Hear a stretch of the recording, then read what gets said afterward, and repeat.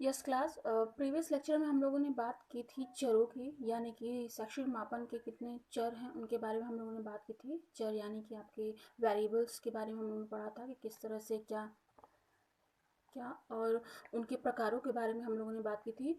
और उसको एक बार रिवाइज करेंगे, फिर आगे का हम लोग कंटिन्यू करेंगे जो भी हम लोग को पढ़ना है। तो वेरिएबल के जब हम लोगों ने बात की थी, वेरिएबल के जो है वो टू टाइप्स में डिवाइडेड थे, यानी टू टाइप्स के थे। फर्स्ट आपका गुणात्मक, दूसरा था मात्रात्मक। उसके बाद मात्रात्मक जो प्रकार है चर का, वो भी टू पार्ट्स में डिवाइडेड है, यानी कि दो भाग में विभाजित है। एक है सतत और दूसरा है आपका असतत चर। तो इन सारी चीज़ों को हमने विथ एग्जांपल समझा था कि किस तरह से क्या दोनों चरों में डिफरेंस है या दोनों चरों के क्या क्या उदाहरण हैं। उसके बाद हम लोगों ने बात की थी शैक्षिक मापन की जो आवश्यक तत्व कौन कौन से हैं। 3 पॉइंट्स में हम लोगों ने उस चीज़ को समझा था। कौन कौन सी चीज़ें थी? गुणों की व्याख्या, दूसरा आपका गुणों की कार्यकारी परिभाषा, और तीसरा जो था कि गुणों को इकाइयों के रूप में अभिव्यक्त करने का जो था। तो ये कुछ 3 पॉइंट्स हैं जिसके अंतर्गत हमने चीज़ों को समझा था कि कैसे शैक्षिक मापन के आवश्यक तत्व कौन कौन से हैं, क्या एग्जाम्पल्स हैं, या ओवरऑल इसमें जो भी चीज़ें आ रही हैं उसके बारे में हम लोगों ने डिस्कस किया था। उसके बाद उसके बाद इसकी व्याख्या होने के बाद हम लोगों ने बात की थी शैक्षिक मापन का क्या महत्व है। उसके बारे में हम लोगों ने उसको भी 7-8 पॉइंट्स के थ्रू समझा था कि किस तरह से क्या चीज़ें हैं या उनके महत्व के बारे में इंपॉर्टेंस की बात की थी हम लोगों ने एजुकेशनल मेजरमेंट की। उसके बाद आज जो है हम लोग उसके आगे का है कंटिन्यू करेंगे, जो कि है आपका शैक्षिक मापन के प्रकारों के बारे में हम लोग बात करेंगे, यानी कि टाइप्स ऑफ एजुकेशनल मेजरमेंट की हम लोग बात करेंगे कि कितने प्रकार के हैं या जो भी है। विथ एग्जांपल हम लोग चीज़ों को समझेंगे। अब बात करते हैं हम लोग शैक्षिक मापन के प्रकारों की, यानी कि टाइप्स ऑफ एजुकेशनल मेजरमेंट की जब हम लोग बात करेंगे तो उसके 3 टाइप्स हैं, यानी कि 3 प्रकार के पाए जाते हैं या 3 प्रकार के होते हैं। तो सबसे फर्स्ट हम लोग बात करेंगे नाम कौन कौन से हो जाते हैं, फिर उसके बारे में विथ एग्जांपल्स देखेंगे कि क्या क्या चीज़ें हैं, किस तरह से हैं। सबसे फर्स्ट जो टाइप है, यानी कि सबसे फर्स्ट जो प्रकार होता है वो है आपका मानसिक, जिसको या हम ये कह सकते हैं मानसिक या सामान्यीकृत प्रकार प्रकार यानी कि मापन। और जो दूसरा है हमारा है भौतिक, या उसको हम कह सकते हैं निरपेक्ष मापन। और थर्ड जो आता है आपका जो टाइप है वो है इप्सेटिव। तो इस तरीके से एक बार फिर से चीज़ों को देखते हैं। जो हम बात कर रहे हैं यहाँ पे शैक्षिक मापन के प्रकारों की, यानी कि टाइप्स की हम लोग बात कर रहे हैं एजुकेशनल मेजरमेंट के। तो सबसे फर्स्ट आपका मानसिक या सामान्यीकृत मापन, दूसरा आ जाता है आपका भौतिक, या हम कह सकते हैं उसको निरपेक्ष मापन, और थर्ड जो पॉइंट आता है आपका वो है इप्सेटिव। ठीक है, तो ये हो जाते हैं 3 प्रकार। अब तीनों को ही एक एक को हम लोग ध्यान से पढ़ेंगे, चीज़ों को समझेंगे किस तरह से क्या है। सबसे फर्स्ट की जब हम लोग बात करते हैं मानसिक या सामान्यीकृत मापन की, अब जब हम लोग बात करते हैं मानसिक या सामान्यीकृत मापन की, तो इसमें क्या चीज़ें हो जाती हैं आपके, इसमें व्यक्ति के गुण, आदत तथा प्रवृत्तियों का मापन किया जाता है। इसमें कह सकते हैं कि इसमें कोई भी एब्सोल्यूट जीरो यानी कि परम शून्य नहीं होता है, जिसकी वजह से हम ये कह सकते हैं कि गणितीय आधार पर इसके परिणामों की व्याख्या हम नहीं कर सकते हैं। अब इसको उदाहरण के तौर पे कैसे हम समझ सकते हैं कि अगर हम एग्जांपल लें किसी बच्चे का या किसी स्टूडेंट का, मैथ्स में आपके 50 मार्क्स आए हैं, तो इससे क्या हो जाता है, पूरी व्याख्या नहीं हो जाती, या इसका वास्तविक हम कह सकते हैं कि वास्तविक जो तथ्य है उसकी सूचना नहीं मिलती है। लेकिन अगर इसको हम बुद्धि उपलब्धि परीक्षण में अगर इसको दें, 1 2 3 4 5 या 6 दें, तो इस तरीके से तो हम अंक प्रदान कर सकते हैं। ठीक है, तो ये एक बात हो जाती है। तो ये हो गया आपका मानसिक, या हम कह सकते हैं सामान्यीकृत मापन। उसके बाद जो हमारा सेकंड आता है आपका है भौतिक, या जिसको निरपेक्ष मापन कहा जाता है। उसमें क्या चीज़ें हो जाती हैं, सेकंड भौतिक या निरपेक्ष में क्या होता है कि इसमें वस्तुओं का मापन किया जाता है जो वातावरण में भौतिक रूप से विद्यमान होती हैं, जिसमें मापन की इकाई निश्चित होती है और परम शून्य की स्थिति विद्यमान होती है। जैसे इसके पहले हम लोगों ने बात की थी, उसमें परम शून्य जैसी सिचुएशन ऐसा कुछ नहीं होता है, लेकिन इसमें क्या है, परम शून्य का विद्यमान होता है। अब इसमें क्या कह सकते हैं कि इसका जो पैमाना है वो शून्य से यानी कि 0 से स्टार्ट होता है। और अगर हम लोग जैसे स्केल में भी नॉर्मली देखते हैं तो क्या चीज़ें हो जाती हैं, इसको किस तरीके से इसमें मेजरमेंट होता है आपका, 0 से चीज़ें शुरू होती हैं। 0 से अगर ऊपर है तो पॉजिटिव यानी कि प्लस, धनात्मक में चीज़ें लिखी जाती हैं या बताई जाती हैं, मेज़र की जाती हैं। और अगर शून्य से कम है तो उसको क्या कह सकते हैं, निगेटिव यानी कि ऋणात्मक तौर पे उसको इस तरीके से नाम मापा जाता है या बताया जाता है। अब अगर हम लोग एग्जाम्पल की बात करें तो इसमें आपका लंबाई, ऊंचाई, दूरी आदि ये सारे कुछ एग्जाम्पल्स हो जाते हैं जो कि इसके अंतर्गत आते हैं, यानी कि आपका भौतिक और निरपेक्ष मापन जो होता है उसके अंतर्गत चीज़ें आती हैं। ठीक है, फिर उसके बाद जो हमारा नेक्स्ट आता है, जो कि थर्ड हमारा मापन का प्रकार है, जो कि है इप्सेटिव मापन। इस शब्द का सर्वप्रथम प्रयोग परीक्षण के क्षेत्र में जो है, इप्सेटिव जो शब्द है इसका सर्वप्रथम उपयोग जो है कि परीक्षण में रेमंड कैटल ने सर्वप्रथम किया था। ये मानसिक मापन के बिल्कुल विपरीत होता है। इसमें कई बार व्यक्ति को बाध्य चयन करना पड़ता है, यानी कि फोर्सफुली, अगर हम इसको कह सकते हैं कि फोर्स डिसीजन लेने पड़ते हैं। अब इसमें बेसिकली क्या हो जाता है, इसको किस तरीके से हम एग्जाम्पल या उदाहरण के तौर पे समझ सकते हैं कि इसमें क्या हो जाता है कि किसी भी व्यक्ति को या जो भी परीक्षण हम कर रहे हैं, तो व्यक्ति जो सामने बैठा हुआ है उसके समक्ष कुछ प्रश्न, कोई समस्याएं या कोई कथन बताया जाता है और उसको एक सिचुएशन दी जाती है, या इस तरीके से अभी हम लोगों ने बात की, कोई समस्या दी जाएगी या कथन हो जाएगा या कोई प्रश्न पूछा जाएगा।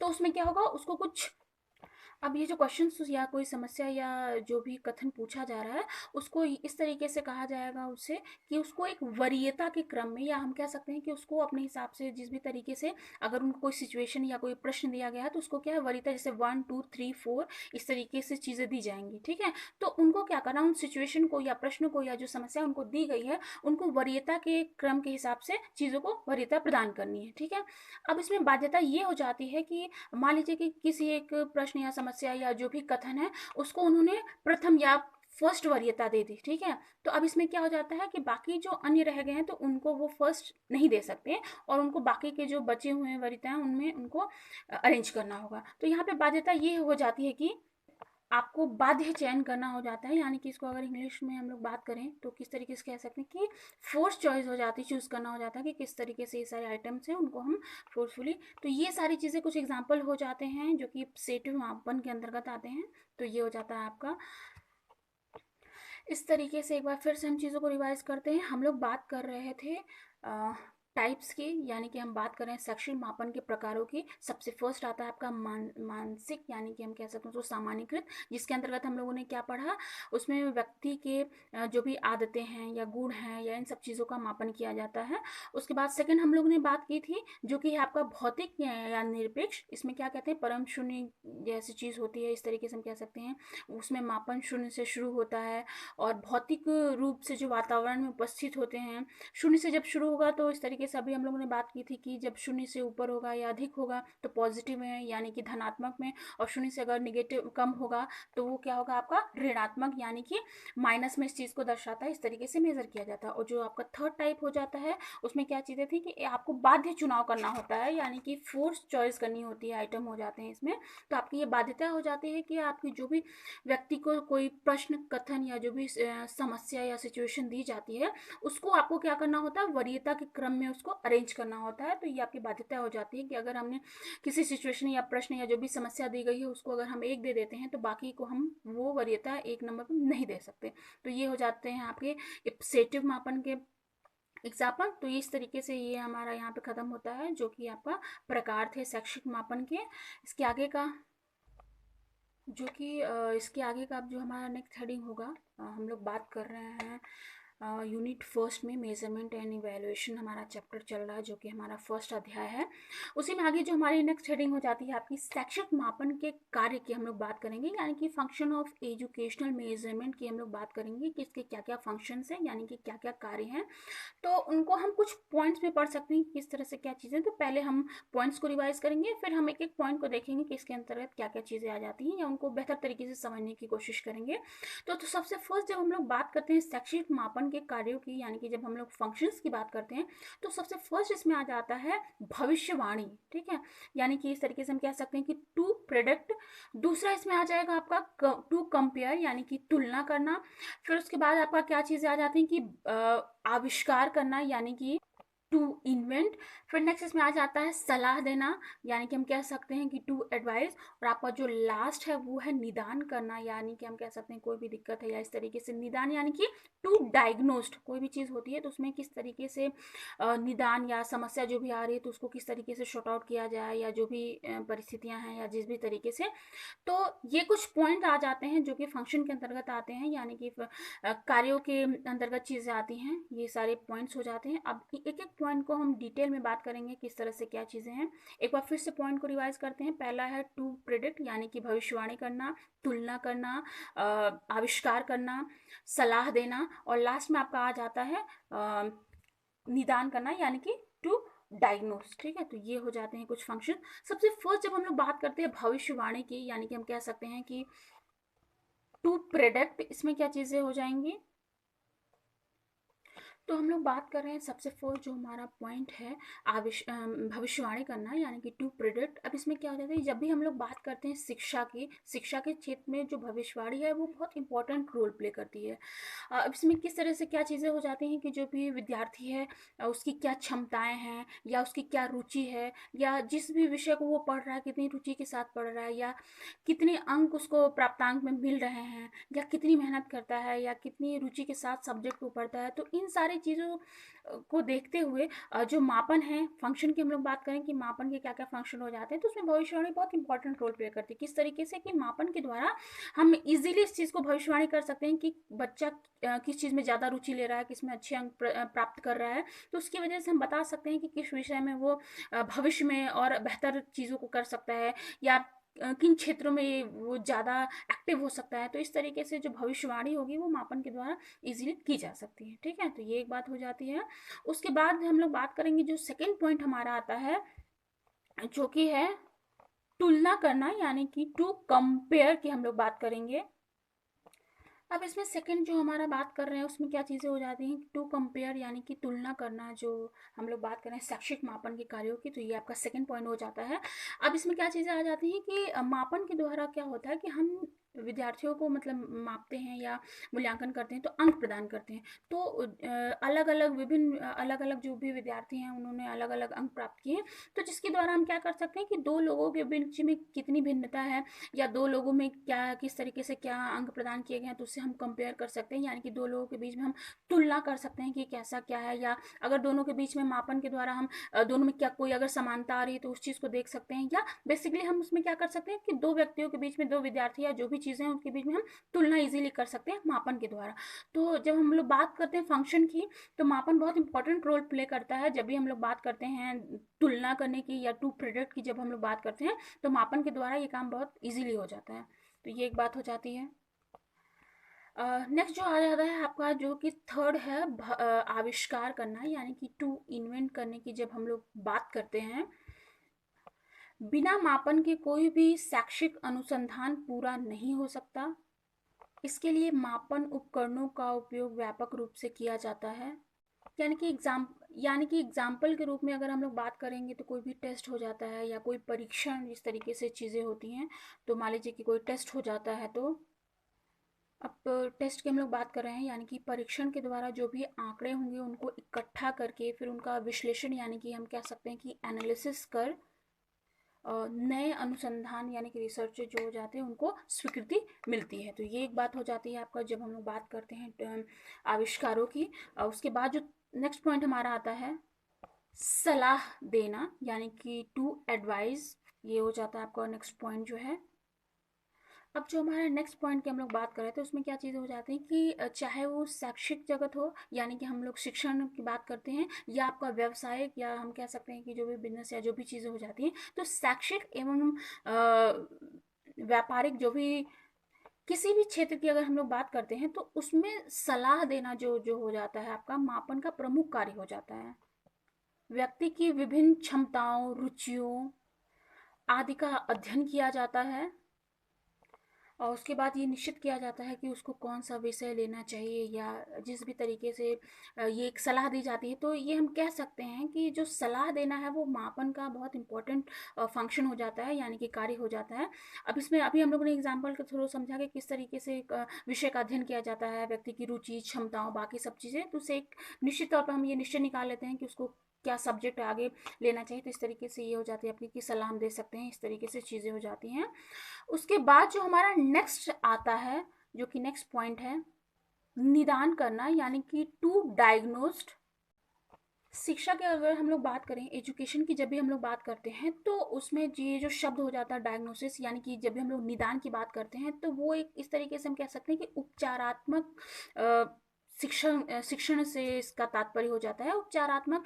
यहाँ पे आपको शब्द से ही पता चल रहा है, डायग्नोस कर रहे हैं, यानी कि निदान की बात कर रहे हैं, यानी कि कोई समस्या है या जो भी चीज़ें चली आ रही हैं उसमें उपचारात्मक, यानी कि इसके पहले भी हम चीज़ों को पढ़ चुके हैं, यहाँ पे उपचारात्मक शिक्षण से तात्पर्य हो जाता है।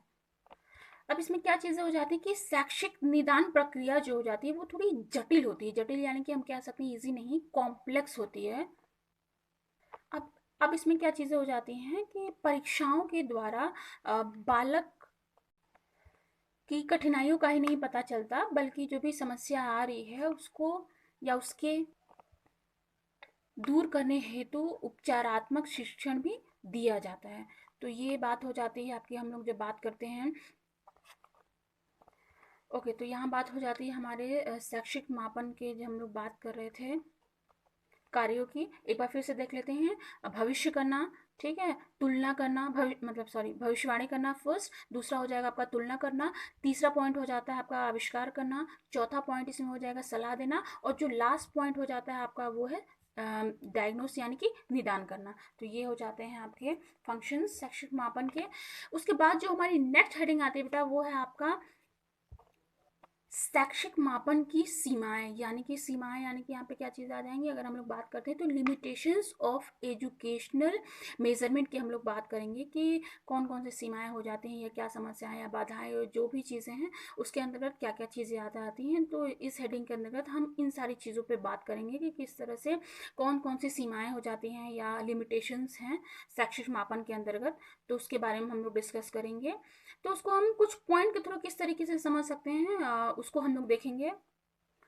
अब इसको हम किस तरीके से समझ सकते हैं कि शैक्षिक मापन की भी कुछ अपनी सीमाएं हैं, वो कौन कौन सी सीमाएं हैं उसकी हम लोग बात करेंगे। तो सबसे फर्स्ट पॉइंट जो हमारा आता है जिसके बारे में हम लोग डिस्कस करेंगे वो क्या है, हम ये कह सकते हैं कि जो मापन का रूप व्यवस्थित है, इसीलिए इसकी प्रक्रिया जो है वो जटिल होती है। इसमें मानवकृत परीक्षणों की आवश्यकता होती है एवं उत्तम विश्वसनीय और जो वैलिड हम कह सकते हैं बाध्य परीक्षणों का हर फील्ड में या हर एक क्षेत्र में होना संभव नहीं है, यानी कि पॉसिबल नहीं होता है। मतलब उपलब्धता पे हम लोग बात कर सकते हैं किस तरह से कि उनका उपलब्ध कराना पॉसिबल नहीं है कि हर क्षेत्र में अगर हम लोग देखें तो विश्वसनीय या वैध, या कह सकते हैं हम कि